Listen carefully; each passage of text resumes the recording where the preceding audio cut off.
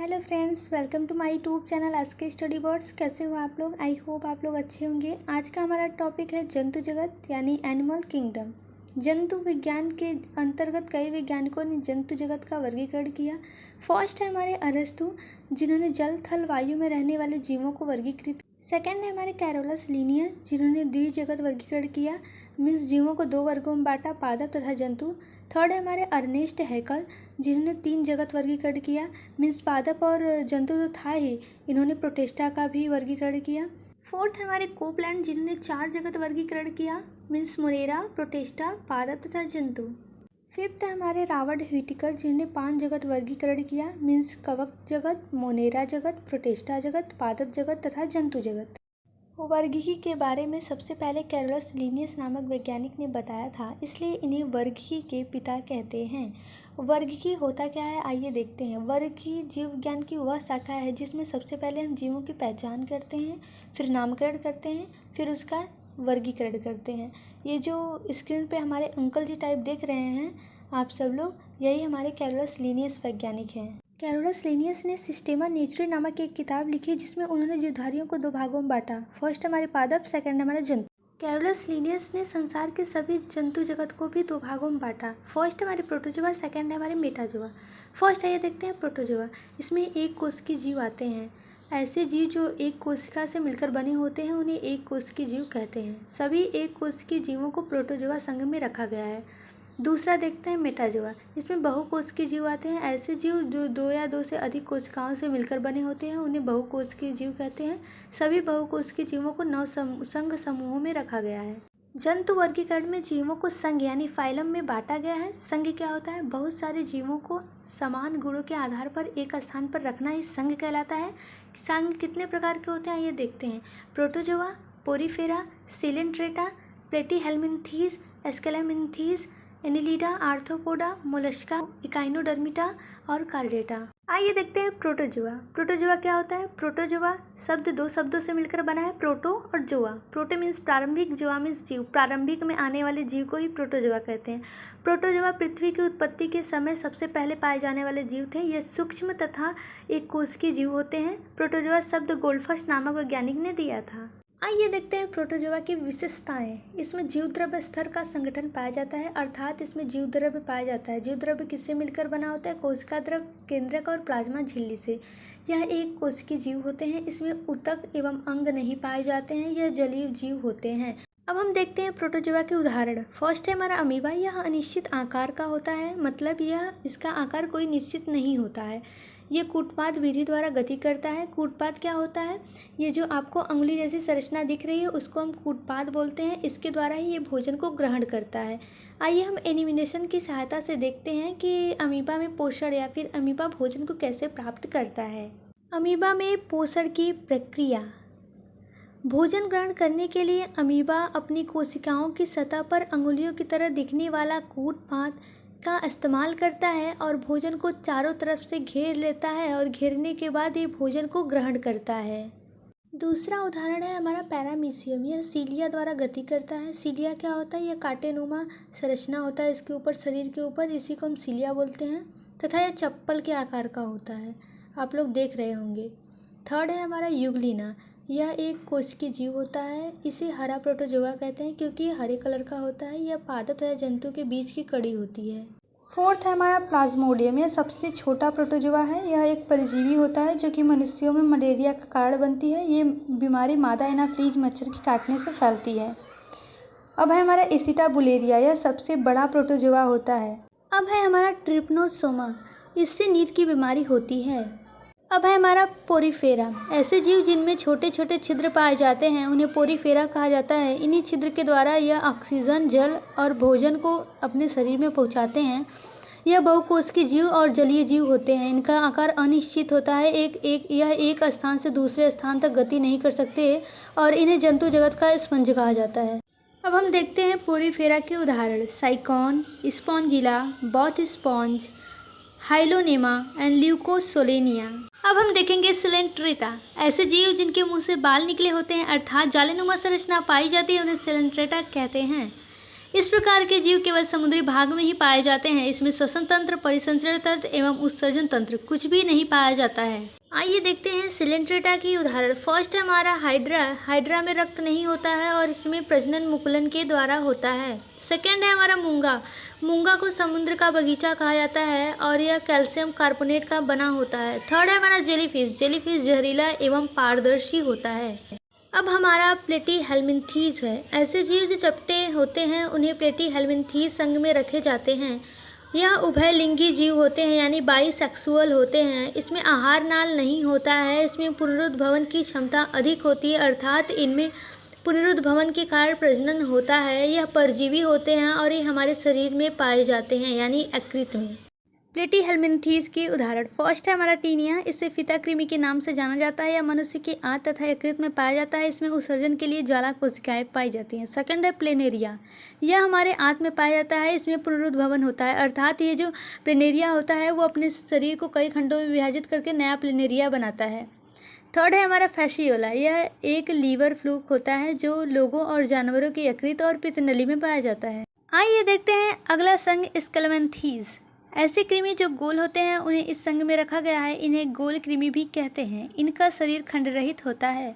यह परजीवी एवं स्वतंत्र जीव दोनों प्रकार के होते हैं, अर्थात इस समूह के कुछ जीव दूसरों पर निर्भर होते हैं और कुछ स्वतंत्र होते हैं। इस संघ को निमेटोडा भी कहा जाता है। यह अधिकतर बच्चों में बीमारी फैलाते हैं। इसके अंतर्गत गोल कृमि आते हैं। एस्केलेमेंथीज के उदाहरण। फर्स्ट हमारा एस्केरिस। यह मनुष्य की छोटी आंत में पाया जाता है और यह स्केबीज नामक बीमारी उत्पन्न करता है। सेकंड है हमारा वुचेरिया। इसके कारण मनुष्य में हाथी पांव की बीमारी होती है, अर्थात पांव हाथी जैसा फूल जाता है। अब हम देखेंगे एनिलिडा। ऐसे जीव जिसके शरीर में अलग अलग खंड होते हैं उन्हें एनिलिडा संघ में रखा जाता है। इस संघ में मुख्य रूप से केचुआ आते हैं। उदाहरण हम देखते हैं केचुआ। केचुआ में 4 जोड़ी हृदय होता है। यह सीटी द्वारा गति करता है। यह उभयलिंगी होता है यानी बाईसेक्सुअल होता है। इसका रक्त रंगहीन होता है। इसे किसान का मित्र भी कहा जाता है क्योंकि ये मिट्टी को उपजाऊ बनाता है। दूसरा उदाहरण है हमारा नेरिस। इसे सीपी कृमि या चीट कृमि भी कहते हैं। ये हमारा जो डायग्राम दिख रहा है इसको हम कनखजरा भी कहते हैं। थर्ड हमारा जोक, इसे लीच भी कहते हैं। यह रक्त पिपासु होता है, अर्थात ये खून को चूस जाता है। पिंपल्स थेरेपी में इसका बहुत बड़ा योगदान है, मतलब पिंपल थेरेपी में इसका यूज होता है। आमतौर पे अमेरिकी जो वो गर्ल्स होती हैं वो सब इसका यूज करती हैं, इस थेरेपी का। अब हमारा है आर्थ्रोपोडा संघ।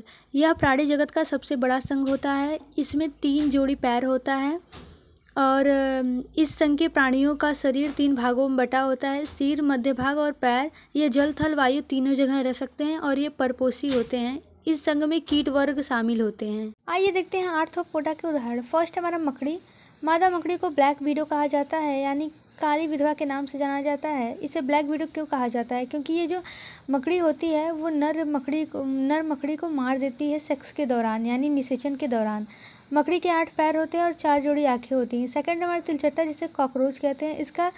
इसका जो रक्त होता है उसका रंग सफ़ेद होता है।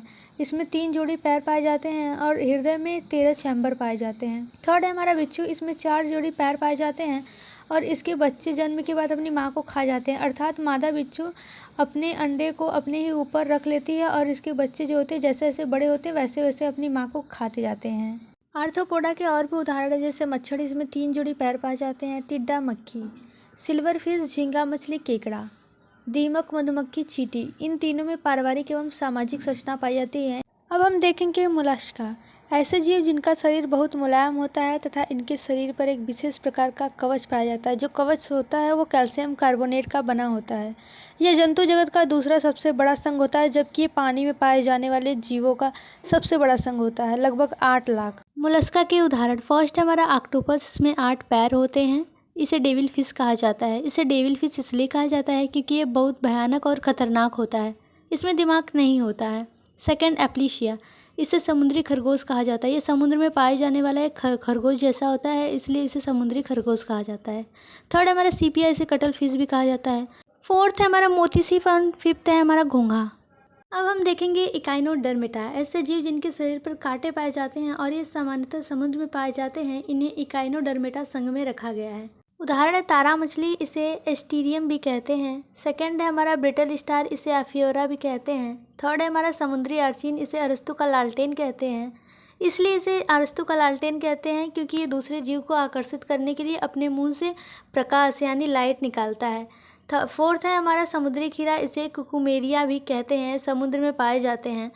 फिफ्थ है हमारा एंटीडॉन, इसे फीदर फिश भी कहते हैं, अर्थात ये पंखों से बनी होती है, इसलिए इसे पंखों की मछली या फिर फीदर फिश कहते हैं। लास्ट है हमारा कार्डेटा, ऐसे जीव जिनमें रीढ़ की हड्डी पाई जाती है कार्डेटा संघ में आते हैं। कार्डेटा संघ का क्रमिक विकास, पहले जल में रहने वाले जीव आए थे, फिर उभयचर आए थे, फिर सरीसृप आए थे, फिर पक्षी वर्ग आए थे, फिर स्तनधारी आए थे। कार्डेटा संघ के वर्ग, पहला है मत्स्य वर्ग, ऐसे वर्ग के जीव जल में पाए जाते हैं और इनके हृदय में 2 कक्ष होते हैं और ये श्वसन गिल्स के द्वारा करते हैं। उदाहरण शार्क मछली, इसे डॉग फिश कहते हैं क्योंकि इनकी सूंघने की शक्ति बहुत ज़्यादा होती है। घोड़ा मछली, इसे समुद्री घोड़ा कहते हैं। यह एक दुनिया का एकमात्र प्राणी है जिसमें भ्रूण का विकास नर के भ्रूणकोश में होता है, अर्थात जो नर होता है वो बच्चे को जन्म देता है, मादा नहीं। तीसरा है गैम्बूशिया, यह मच्छर के लार्वा को खाती है। फोर्थ है हमारा पत्थर मछली, ये जहर वाली मछली होती है और ये उड़ भी सकती है। हाथी मछली, इसके मुंह पर हाथी जैसी सूंड जैसी संरचना होती है, इसलिए इसे हाथी मछली कहते हैं। दूसरा है हमारा उभयचर वर्ग, ऐसे जीव जो जल और थल दोनों स्थान पर रहते हैं उसे उभयचर वर्ग में रखा गया है। उदाहरण है हमारा मेढक और हाइला और टोड। मेढक क्या होता है, इसके हृदय में 3 कक्ष होते हैं। नर मेढक ही टर्राते हैं सेक्स क्रिया के लिए यानी निषेचन क्रिया के लिए। दूसरा है हाइला, इसे मुख्यतः वृद्ध मेढक भी कहते हैं। तीसरा है हमारा टोड। अब हम देखते हैं सरीसृप वर्ग, ऐसे जीव जो रेंग कर चलते हैं उन्हें इस वर्ग में रखा गया है।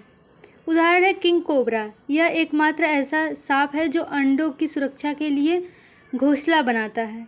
सेकंड है वाइपर रसेली, यह एकमात्र ऐसा सांप है जो अंडों की जगह बच्चों को जन्म देता है। थर्ड है हमारा रिटल सांप, ये दुनिया का सबसे विषैला सांप है। फोर्थ है हमारा हाइड्रोफिश, इसे समुद्री सांप भी कहा जाता है। फिफ्थ है हमारा छिपकली, ड्रैको नामक जो छिपकली होती है वो उड़ती है, और हिलोडर्मा नामक जो छिपकली होती है वो दुनिया की सबसे जहरीली छिपकली होती है। डायनासोर, यह दुनिया का सबसे बड़ा सरीसृप था। कोमोडो ड्रैगन, यह दुनिया का सबसे बड़ा सरीसृप है। मगरमच्छ, यह एकमात्र सरीसृप है जिसके हृदय में 4 कक्ष होते हैं यानी 4 चैम्बर होते हैं। लास्ट है हमारा कछुआ। फोर्थ हमारा पक्षी वर्ग, पक्षी गर्म रुधिर वाले जीव होते हैं और इनके शरीर का तापमान वातावरण के साथ नहीं बदलता है। इस वर्ग के जीवों में श्वसन फेफड़ों के द्वारा होता है, यह अंडे के रूप में बच्चे को जन्म देते हैं। इनमें पंख पाए जाते हैं और पंख पर मोम पाए जाते हैं जो कि चिकनाहट प्रदान करते हैं और ये ऊष्मा प्रदान करते हैं। उदाहरण है हार्मिंग बर्ड्स, शुतुरमुर्ग, अबाबिल, कंडोर, उल्लू, पेंगुइन, तोता मोर, कौवा इत्यादि। पांचवा है हमारा स्तनधारी वर्ग, इस वर्ग के जीवों में सामान्यतः 4 पैर होते हैं। यह मुख्य रूप से स्थल पर पाए जाते हैं। इसमें फेफड़ों के द्वारा श्वसन होता है। इसके हृदय में 4 कक्ष होते हैं और इसका रुधिर जो होता है वो गर्म होता है। इनमें दूध पिलाने वाली ग्रंथियां पाई जाती हैं। इनके शरीर पर बाल पाए जाते हैं। इन्हें 3 वर्गों में बांटा गया है, प्रोटोथीरिया, मेटाथीरिया और यूथीरिया। फर्स्ट है हमारा प्रोथीरिया, यह स्तनधारी बच्चों के स्थान पर अंडे देते हैं। सेकेंड है मेटाथीरिया, यह पूर्ण विकसित बच्चे को जन्म देते नहीं हैं, मतलब यह अपरिपक्व बच्चों को जन्म देते हैं और अपने थैली होता है उसमें इसको पालते हैं। थर्ड है हमारा यूथेरिया, यह पूर्ण रूप से विकसित बच्चे को जन्म देते हैं, जैसे मानव, चूहा, खरगोश, कुत्ता, बाघ आदि। Thank you so much. आज के लिए इतना काफ़ी है, मिलते हैं अगले वीडियो में। तब तक के लिए bye bye and take care.